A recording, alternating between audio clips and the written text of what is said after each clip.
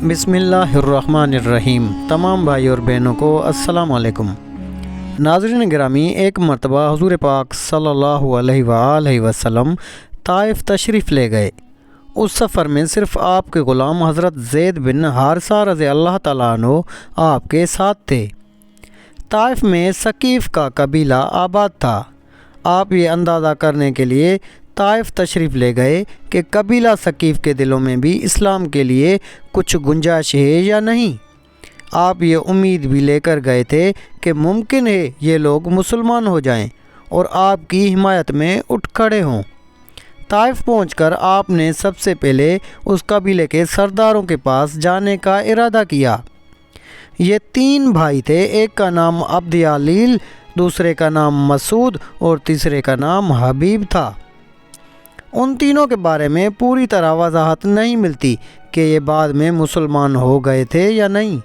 بہرحال آپ نے ان تینوں سے ملاقات کی، اپنے آنے کا مقصد بتایا، اسلام کے بارے میں بتایا، انہیں اسلام کی دعوت دینے کے ساتھ مخالفوں کے مقابلے میں ساتھ دینے کی دعوت دی۔ ان میں سے ایک نے کہا، کیا وہ تم ہی ہو جسے خدا نے بھیجا ہے؟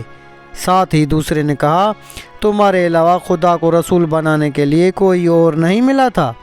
اس کے ساتھ تیسرا بول اٹھا، خدا کی قسم میں تم سے کوئی بات چیت نہیں کروں گا، کیونکہ اگر تم واقعی اللہ کے رسول ہو تو تمہارے ساتھ بات چیت کرنا بہت خطرناک ہے۔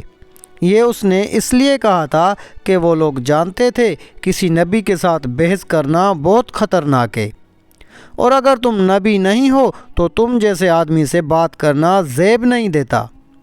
آپ ان سے مایوس ہو کر اٹھ کھڑے ہوئے۔ ان تینوں نے اپنے یہاں کے اوباش لوگوں کو اور اپنے غلاموں کو آپ کے پیچھے لگا دیا۔ وہ آپ کے گرد جمع ہو گئے۔ راستے میں بھی دونوں طرف لوگوں کا ہجوم ہو گیا۔ جب آپ ان کے درمیان سے گزرے تو وہ بدبخت ترین لوگ آپ صلی اللہ علیہ وآلہ وسلم پر پتھر برسانے لگے، یہاں تک کہ آپ جو قدم اٹھاتے وہ اس پر پتھر مارتے۔ آپ کے دونوں پاؤں لہو لہان ہو گئے، آپ کے جوتے خون سے بھر گئے۔ جب چاروں طرف پتھر مارے گئے تو تکلیف کی شدت سے آپ بیٹھ گئے۔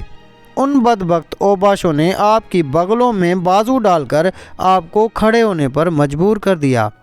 جو ہی آپ نے چلنے کے لیے قدم اٹھائے وہ پھر پتھر برسانے لگے۔ ساتھ میں وہ ہنس رہے تھے اور کہکے لگا رہے تھے۔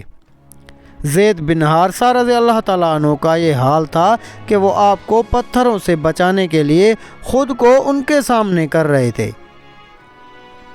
اس طرح وہ بھی لہو لہان ہو گئے، لیکن اس حالت میں بھی انہیں آپ صلی اللہ علیہ وآلہ وسلم کی فکر تھی اور اسے اپنی کوئی پرواہ نہیں تھی۔ ان کے اتنے زخم آئے کہ ان کا سر پھٹ گیا۔ آخر آپ صلی اللہ علیہ وآلہ وسلم اس بستی سے نکل کر ایک باغ میں داخل ہو گئے۔ اس طرح ان بدبخت ترین لوگوں سے چھٹکارا ملا۔ آپ اور زید بن حارثہ رضی اللہ تعالیٰ عنہ اس وقت تک زخموں سے بالکل چور ہو چکے تھے اور بدن لہو لہان تھا۔ آپ ایک درخت کے سائے میں بیٹھ گئے۔ آپ نے اللہ سے دعا کی کہ اے اللہ، میں اپنی کمزوری، لاچاری اور بے بسی کی تجھ سے فریاد کرتا ہوں۔ یا ارحم الراحمین، تو کمزوروں کا ساتھی ہے اور تو ہی میرا رب ہے اور میں تجھ ہی پر بھروسہ کرتا ہوں۔ اگر مجھ پر تیرا غضب اور غصہ نہیں ہے تو مجھے کسی کی پرواہ نہیں ہے۔ اسی وقت اچانک آپ نے دیکھا کہ وہاں باغ کے مالک عتبہ اور شیبہ بھی موجود ہیں۔ وہ بھی دیکھ چکے تھے کہ طائف کے بدماشوں نے آپ کے ساتھ کیا سلوک کیا ہے۔ انہیں دیکھتے ہی آپ اٹھ کھڑے ہوئے، کیونکہ آپ کو معلوم تھا کہ وہ دونوں اللہ کے دین کے دشمن ہیں۔ ادھر ان دونوں کو آپ کی حالت پر رحم آ گیا۔ انہوں نے فوراً اپنے نصرانی غلام کو پکارا، اس کا نام عداس تھا۔ عداس حاضر ہوا تو انہوں نے اسے حکم دیا، اس بیل سے انگور کا خوشہ توڑو اور ان کے سامنے رکھ دو۔ عداس نے حکم کی تعمیل کی، انگور آپ کو پیش کیے۔ آپ نے جب انگور کھانے کے لیے ہاتھ بڑھایا تو فرمایا بسم اللہ۔ عداس نے آپ کے منہ سے بسم اللہ سنا تو اس نے اپنے آپ سے کہا، اس علاقے کے لوگ تو ایسا نہیں کہتے۔ آپ صلی اللہ علیہ وآلہ وسلم نے اس سے پوچھا تم کس علاقے کے رہنے والے ہو؟ تمہارا دین کیا ہے؟ عداس نے بتایا کہ وہ نصرانی ہے اور نینوا کا رہنے والا ہے۔ اس کے منہ سے نینوا کا نام سن کر آپ نے فرمایا تم تو یونس علیہ السلام کے ہم وطن ہو جو متا کے بیٹے تھے۔ عداس بہت حیران ہوا اور بولا آپ کو یونس بن متا کے بارے میں کیسے معلوم ہوا؟ خدا کی قسم جب میں نینوا سے نکلا تھا تو وہاں 10 آدمی بھی ایسے نہیں تھے جو یہ جانتے ہوں کہ یونس بن متا کون تھے، اس لیے آپ کو یونس بن متا کے بارے میں کیسے معلوم ہو گیا؟ اس پر نبی اکرم صلی اللہ علیہ وآلہ وسلم نے فرمایا وہ میرے بھائی تھے، اللہ کے نبی تھے اور میں بھی اللہ کا رسول ہوں۔ اللہ تعالیٰ ہی نے مجھے ان کے بارے میں بتایا ہے اور یہ بھی بتایا ہے کہ ان کی قوم نے ان کے ساتھ کیا سلوک کیا تھا۔ آپ کی زبان مبارک سے یہ الفاظ سنتے ہی عداس فوراً آپ کے نزدیک آ گیا اور آپ کے ہاتھوں اور پیروں کو بوسہ دینے لگا۔ باغ کے مالک عتبہ اور شیبہ دور کھڑے یہ سب کچھ دیکھ رہے تھے۔ انہوں نے عداس کو آپ کے قدم چومتے دیکھا تو ایک نے دوسرے سے کہا تمہارے اس غلام کو تو اس شخص نے گمراہ کر دیا ہے۔ پھر عداس ان کی طرف آیا تو ایک نے اس سے کہا تیرا ناس ہو، تجھے کیا ہو گیا تھا کہ تو اس کے ہاتھ اور پیر چھونے لگا تھا؟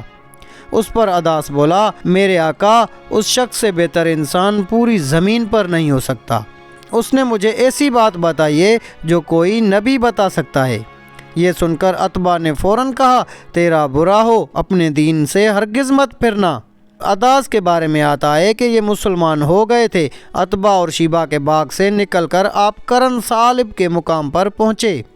یہاں پہنچ کر آپ نے سر اٹھایا تو ایک بادل آپ پر سایہ کیے ہوئے نظر آیا۔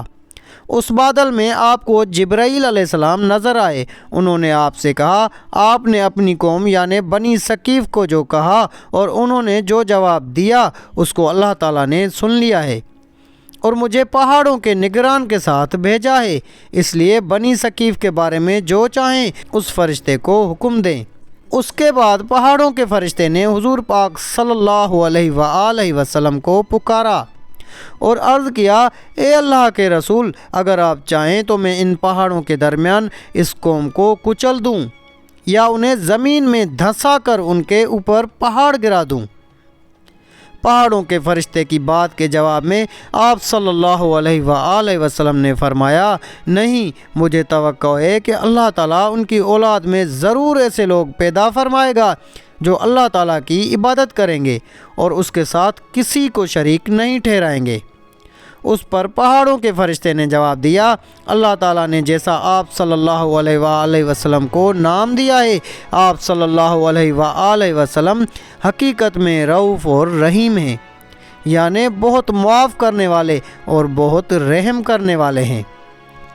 تو ناظرین گرامی یہ تھا رحمت للعالمین کا صبر۔ اگر آپ کو ہماری آج کی ویڈیو اچھی لگی تو ویڈیو کو لائک کر کے اپنے دوست و احباب سے بھی زیادہ شیئر کریں۔ جزاک اللہ۔